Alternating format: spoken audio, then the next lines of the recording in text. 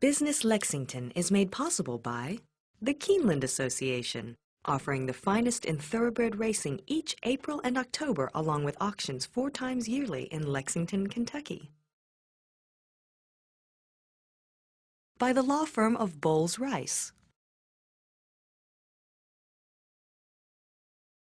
By Smiley Pete Publishing, Lexington's community media company at smileypete.com. Business Lexington arts and economy columnist Christine Huskisson often writes about the power that public art can bring to the economic revitalization of a community. We're seeing some forward motion to that end, especially in the North Limestone neighborhood. Christine takes us there to witness this transformation firsthand. That's right, Tom. It's nice to know we live in a city where we can express the history and character of our individual neighborhoods, and public art has become a means to do just that. For nearly 2 years, Lexington has called for an expanded public art program, and LexArts has responded with the Lexington Outdoor Mural Project. For one neighborhood in particular, it's more than just a facelift. The new wall mural has issued a more profound challenge. LexArts wanted to do a mural program because murals can really help identify a community. By selecting a certain subject matter within the mural, a community can show this is what we represent.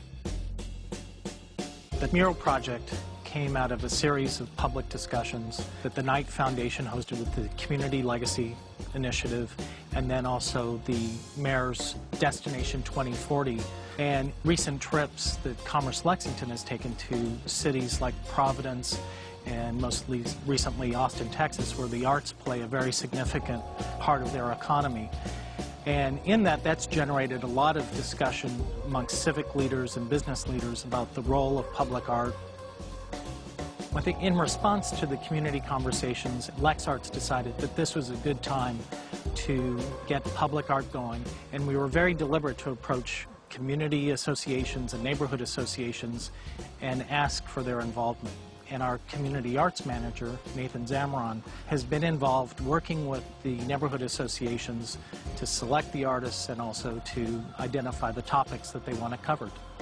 The advisory committee decided to choose Southland Drive and the YMCA in downtown, and also the North Limestone Neighborhood Association for the north end of the town. The community groups had different levels of engagement. Some would send one person to help conduct meetings that we held to decide what the subject matter would be and narrow down the pool of artists, whereas North Limestone, where we had several community members that would show up and representing different aspects of the community, Marty Clifford was phenomenal to work with in helping us to work through the process of what they wanted to represent their community. And it turned out that it was the revitalization of that area and the energy that's building. It's really exciting to see how that community has pulled together to make change for the better in their area. The neighborhood association started meeting with Alsbar a couple of years ago, and once they told us they wanted to transition into a community spot and bringing live music back into the community, we have found that music had been a part of the culture in our community for a long time. So when we talked about the theme of the mural, music just became a natural theme. One of our sort of motives with the bar is to celebrate local culture. Food cultures, music cultures, art, and all sorts of creative enterprises, and it just seemed like a perfect fit. It's a very visible wall, and it seemed like it could potentially be a huge asset to the neighborhood. We worked with the artist, and we sort of asked him to sort of look back into the history of the neighborhood and see some of the artists that have been here and have sort of grew up around here, and sort of incorporate that into what he did. And I think he did a phenomenal job of that. This is also like a banner saying, things are changing here, and I really hope this is the start of something really good for the neighborhood. The bottom of my mural has some children listening to these guys. They're about maybe 8, 9, 10 years old. They're all like in their 50s or 60s now, and they're looking at you as you come up to listen to the music, and it's kind of like inviting you back into the past to listen to it. But it's also a message to them. They're grown now.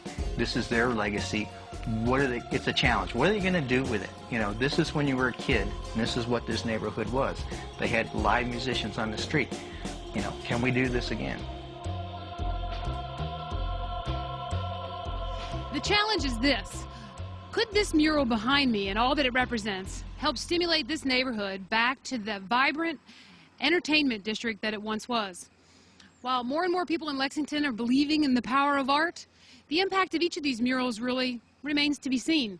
But the dialogue is certainly on the streets. Reporting for Business Lexington, I'm Christine Huskisson.